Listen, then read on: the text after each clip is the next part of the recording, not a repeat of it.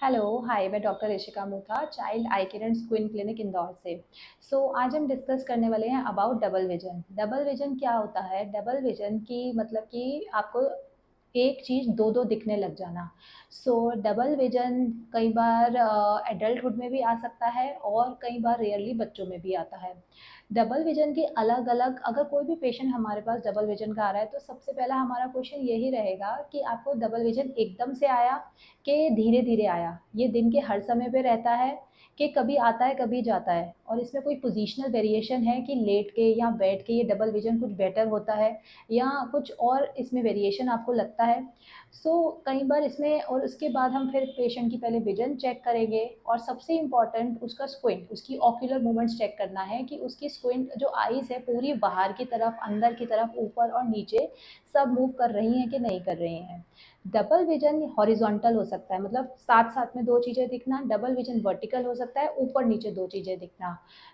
उसके बाद अगर पेशेंट को सडन ऑनसेट है कि एकदम से पेशेंट सोया और सुबह उठ के स्क्विंट आ गया, जनरली ऐसा कोई पैरालिटिक आई डिजीज़ में होता है। उसके लिए हमें आई मूवमेंट्स फुल चेक करनी पड़ेंगी, स्क्विंट कितना है वो चेक करना पड़ेगा।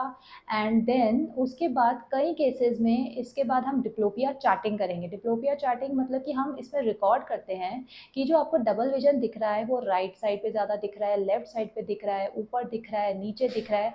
डबल विजन की और भी चीज़ें होती है नोट करने की कि क्रॉस्ड है कि अनक्रॉस्ड है, ये सब एक स्क्विंट स्पेशलिस्ट आपको सारा नोट करके देंगे।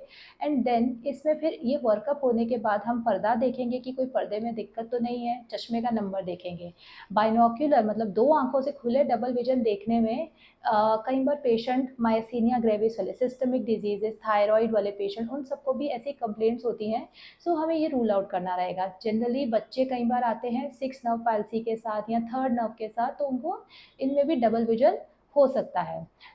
आफ्टर डबल विजन हमारे को एक न्यूरोलॉजिस्ट, अगर एकदम एक्यूट ऑनसेट है कि एकदम से डबल विजन आ गया, तो हम एक न्यूरोलॉजिस्ट को ओपिनियन कंपलसरी है, हम एक न्यूरोलॉजिस्ट को दिखाएंगे। एंड देन उसके बाद अगर लगेगा तो एमआरआई या सीटी स्कैन हम ब्रेन का कराएंगे कि रूल आउट करने के लिए कि कोई और ब्रेन में पैथोलॉजी तो नहीं है। ये सब होने के बाद फिर हम डबल विजन के मैनेजमेंट पे जाएंगे।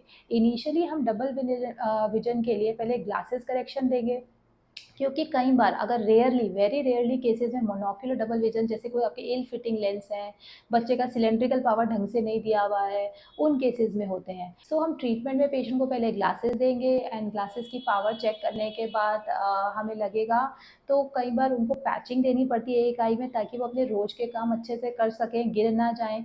देन उसके बाद कुछ स्पेशल टाइप ऑफ ग्लासेस आते हैं जिसमें कि प्रिज्म ग्लासेस होते हैं, फ्रेनल प्रिज्म्स होते हैं, जो कि आपके चश्मे के जैसे ही होते हैं, जिससे कि अगर आपको स्क्विंट है तो वो मैनेज हो जाएगा।